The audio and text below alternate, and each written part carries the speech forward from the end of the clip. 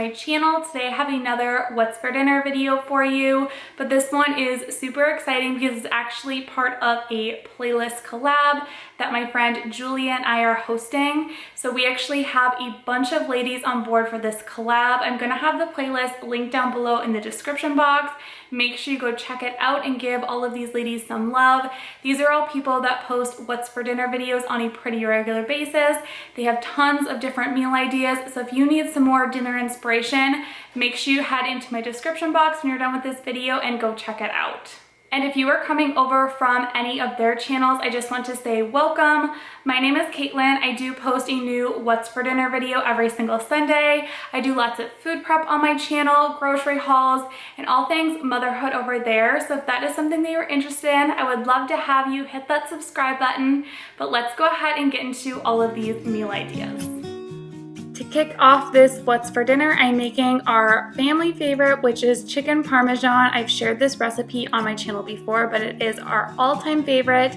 This is actually for mine and Kenny's anniversary, so I figured I would go ahead and make our favorite meal. So here I just have 2 eggs in a bowl and I'm getting these whisked up together.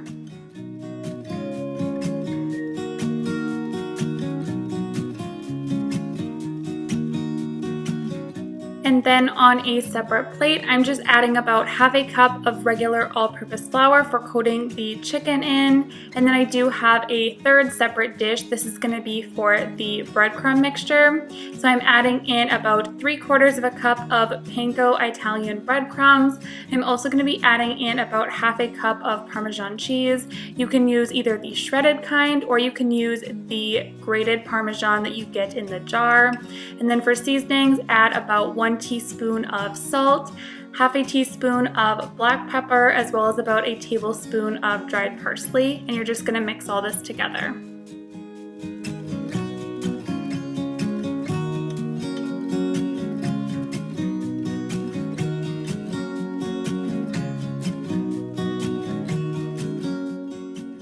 Now moving on to coating the chicken, I have 2 chicken breasts here. I did cut them in 2 pieces so that they are nice and thin. You definitely want a good piece of thin chicken for this recipe. I first dip it in the flour mixture and give it a good coating, then into the eggs, and then right into that Parmesan mixture.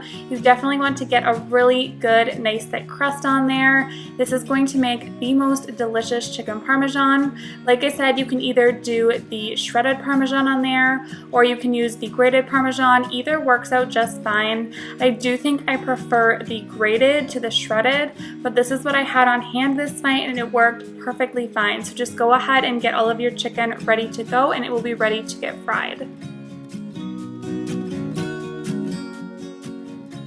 I do like to fry my chicken Parmesan. I know some people will just put it right into the oven, but I love getting that nice crisp layer of fried goodness on it. So I'm just heating up a little bit of olive oil over medium heat. Make sure that gets really well heated before adding in your chicken. And then I fry this for about 4 to 5 minutes on each side. You want to make sure that it gets really nice and crispy and brown, and it will turn out super delicious. After this is all fried, it's going to go right into the oven.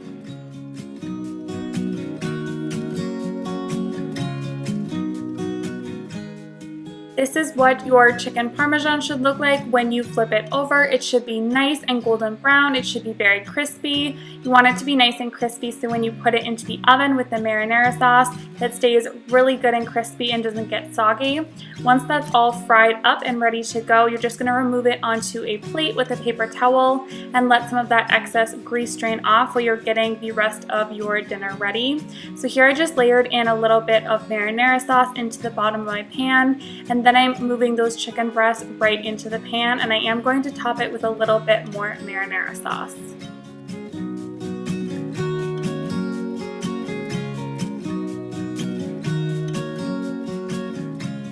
I like to take a spoon and kind of spread that marinara sauce all around. If you're worried that your chicken is not going to stay crispy enough, you can add your marinara sauce a little bit later on, like halfway through the baking, and then you're just going to top it with some mozzarella cheese.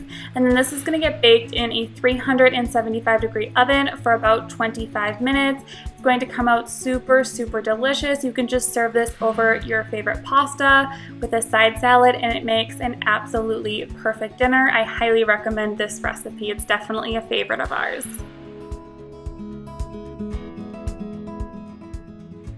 For this next dinner, I'm actually making a venison stir fry. If you have been on my channel for a while, you know that we always love to use up our venison in the freezer, but if you don't have venison, you can completely substitute beef steaks in this recipe and it would turn out absolutely perfect. So I'm just starting off by heating up my skillet with a little bit of olive oil, some sesame oil, a little drizzle of teriyaki sauce, as well as some soy sauce, and letting that heat up, and then I'm adding in my venison steaks. So here I have about 2 pounds of venison steaks. I did go ahead and cut them into strips. Like I said, you can totally use beef in place of this if you don't have venison. And then I'm just making sure to cook the meat all the way through.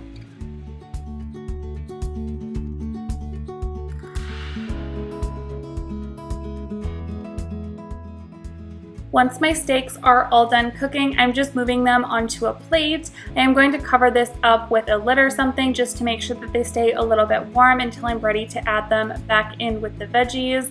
I am actually going to be using this same pan to cook all of my veggies in. It will just give the veggies a little bit of extra flavor from the meat. So I'm adding in another drizzle of olive oil, and then I'm adding in all of my favorite veggies. So here I have 1 onion. My son absolutely loves onions, so of course I had to add that. I just sliced it up. I'm also adding in some bell pepper. I used some orange and some red. I'm also adding in some frozen broccoli, and then I will be adding in a stir fry mix as well, but definitely feel free to play around with the veggies in this dish and use whatever your family loves.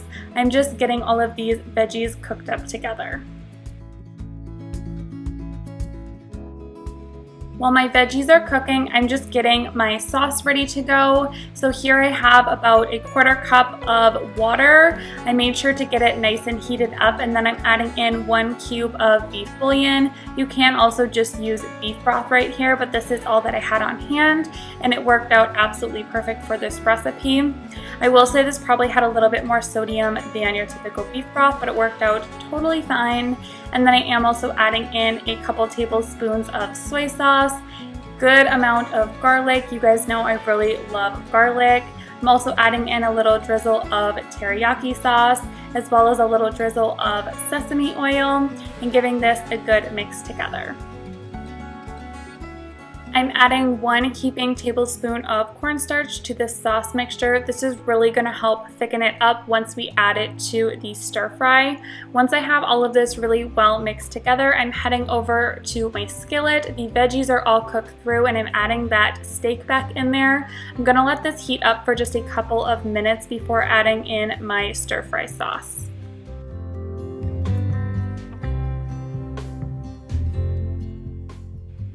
I like to add this sauce on and then just let it heat up for a couple of minutes. While it's heating up, it's going to thicken up just a little bit, and it's going to make a perfect little glaze for on top of your stir fry. You can serve this over whatever you want. You can do rice, you can do pasta, or if you're low carb, you can definitely eat it on its own. It's a super delicious recipe. I definitely love making stir fry for just using up all of the veggies that we have on hand. For this next recipe, I'm making some chili beef and rice. This is something that my dad actually used to make growing up, and I absolutely loved it. So this is my interpretation of it. I'm just starting off by making my rice in my Instant Pot. So here is 2 cups of brown rice with about 2.5 cups of chicken broth. You can make it however you want, but I always like to make mine in the Instant Pot. I add in a little drizzle of olive oil with a little bit of salt and pepper, and then I'm just going to pressure cook this on high for about 18 minutes. Once those 18 minutes are up, I will do a natural release for about 10 minutes, and the rice turns out perfect every single time. While the rice is cooking, I'm just getting my beef mixture ready to go. So here I have 1 large yellow onion that I'm just chopping up. You can do a little bit more onion or a little bit less. I think this is about right personally. If you don't like onion, you can totally omit the onion and maybe just add a little bit of onion powder. It's totally up to you and your preferences. Now over in my skillet, I'm adding in 1 pound of lean ground beef. I'm also adding in that chopped up onion, and I'm just gonna make sure to cook this completely through before adding in the rest of my ingredients. My beef was a little bit frozen in the middle, so that's why it looks a little bit funny here, but it did cook up just fine.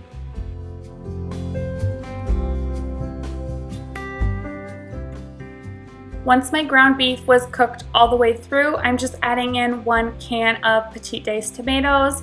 I'm also going to be adding in 1 can of chili beans, and there's no need to drain these. You can leave all of that juice in there. And then I'm also adding in quite a variety of spices here. So I have some cumin, some chili powder, salt and pepper, garlic powder, onion powder. I'm sorry, I do not have exact measurements for these. It really is up to you and your personal preferences, but I will say I like to add a lot of chili powder in this one, especially because this is kind of a chili cheese dinner. It really tastes good in there. I just made sure not to add too much because I didn't want this to be too spicy for my kids.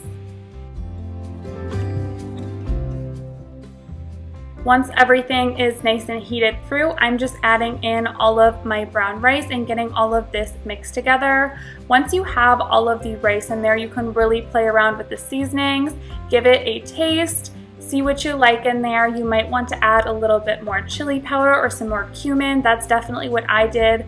I ended up adding a little bit more of every seasoning, and I thought it turned out super delicious. My kids absolutely love this dinner, and because it's rice, it's also something you can totally freeze. We ate on this for quite a few days. It made a really big amount of food. So if you are somebody that's really eating on a tight budget, this would be a great recipe to try out.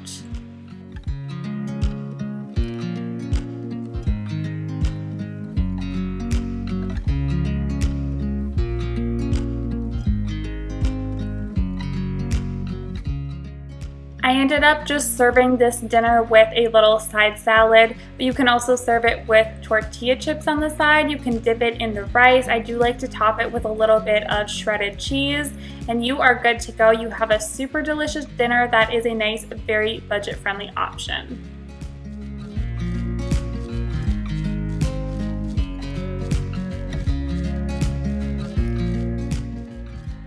This next dinner recipe is some Fil A chicken nuggets. This is a copycat recipe and it is super delicious. So here I just have a couple of chicken breasts that I have kind of cubed up into some chunks.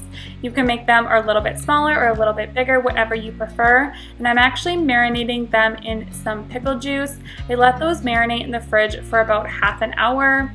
And then here I have 1 egg in a bowl and 1 cup of milk, and I'm just whisking all of this together. This is going to be for the coating for the chicken.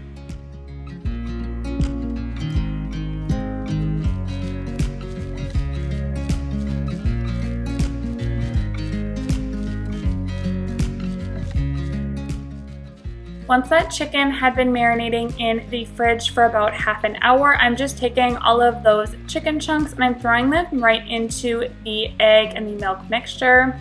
You can do it this way, or you can go ahead and do each piece individually, but I get pretty lazy in the kitchen, I'm not gonna lie, and I try and take shortcuts wherever I can. So this is just one quick and easy way to do that. Once I get all of the chicken in there, I'm just gonna give it a good mix, and then I'm going to move on to the breading. Now the breading for this chicken could not be any easier. I'm just adding in 1 heaping cup of all-purpose flour with 1 heaping tablespoon of powdered sugar. This is it for the breading. It's just super simple. You're just gonna mix all of that together in the bag.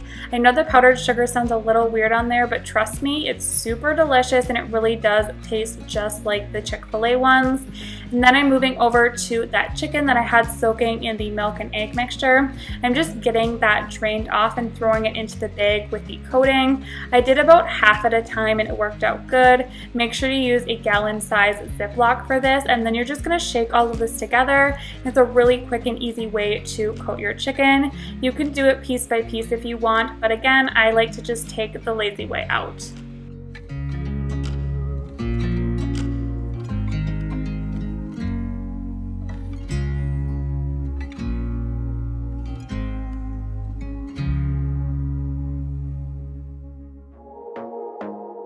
Now these chicken nuggets are ready to be fried, so I'm turning my pan on to medium heat and I'm adding in some vegetable oil. You can use whatever your favorite cooking oil is. You can use whatever you want, but I wouldn't recommend to use olive oil.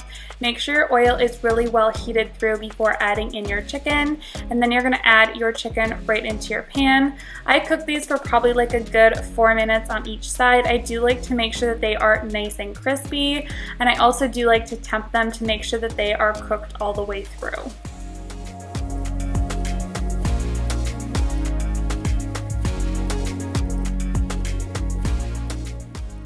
Once the chicken nuggets are cooked all the way through, you can just move them over to a plate with a paper towel and let all of that excess oil drain off. And then you can serve this up with whatever you want on the side. For us this night, I just made some loaded fries. So this was a super unhealthy dinner, but we absolutely loved it. It was a great date night food. And my son had leftovers the next day of these chicken nuggets and he thought they were super amazing. So this is definitely a really fun recipe to try out if you are on a budget and you don't want to go to Chick-fil-A, but you want some good Chick-fil-A at home.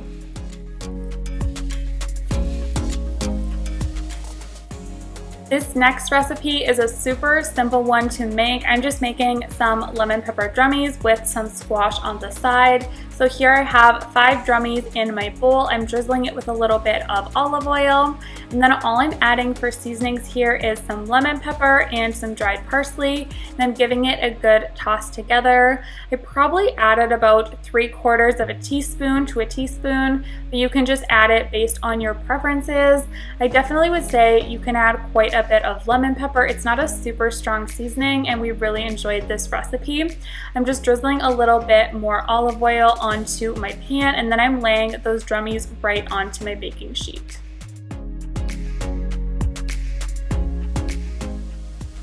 I baked those chicken drummies in a 400-degree oven for about 20 minutes before adding my squash onto the sheet with it. So here I have a different type of squash that I had never tried before. My sister-in-law gave them to me. I believe they're called a delicata squash. Let me know if I'm pronouncing that right or if you've ever tried this. We did actually really enjoy these. They were pretty good. It's almost like a sweet potato. That's the best way that I can describe it. It wasn't quite as sweet as a typical squash would be, but I'm just slicing these and scooping out the insides, and then I'm actually going to be slicing these up into some thin pieces. I looked on Pinterest how to cook this squash the best, and it said that you can actually leave the skin on there, which is a little different than your typical squash, but I just sliced these up and these are going to get thrown right onto that baking sheet.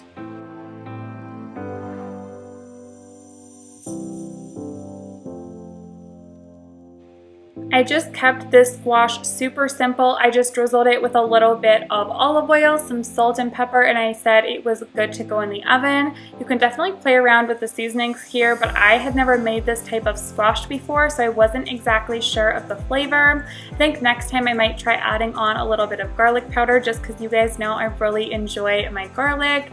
And then once I had all of these seasoned up, I pulled out the chicken drummies from the oven. They had been cooking for about 20 minutes. And then I added my squash right onto the baking sheet. I would say that I put these in the oven for probably like another 20 to 30 minutes. Of course, you just want to make sure that your chicken is cooked all the way through. I do always check my chicken with a meat thermometer.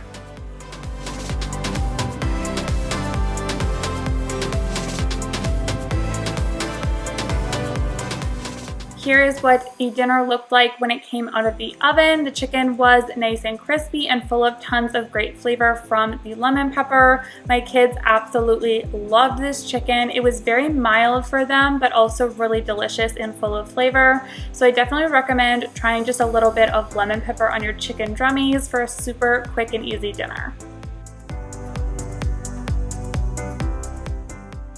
For this next dinner, I am making a baked ziti. This is definitely a family favorite and very easy to throw together on a busy weeknight. So here I just have 1 box of ziti pasta that I'm throwing into my boiling water with a little bit of salt, and I'm just cooking this until the noodles are al dente. Moving over to my other pan, I have 1 pound of lean ground beef that's all cooked and ready to go. I'm just adding in 1 jar of my favorite sauce. I did add a little bit of water in the jar to get the last of that sauce out. And then I'm just gonna heat this up until it is nice and warm. Super, super simple. That is really all the prep for this recipe. I'm getting those noodles drained off, and then we're gonna be ready to actually assemble all of this together. So with those noodles, you're gonna actually want to add in a jar of your favorite Alfredo sauce. Mine was a roasted garlic one, but you can just use something very classic here, and that works as well. I did add a little bit of water into the jar to get all of that excess out, and then I'm just mixing all of this together with a little bit of black pepper, and it should be good to go. Now it is time to actually assemble the baked ziti. So I'm just spraying my pan with a little bit of olive oil, and then I'm spreading a really thin layer of that sauce across the bottom.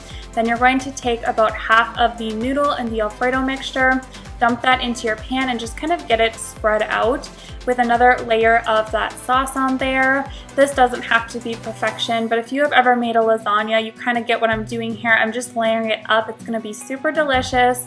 I do like to top it with some mozzarella cheese, and then I'm just going to repeat the process until all of my ingredients are gone.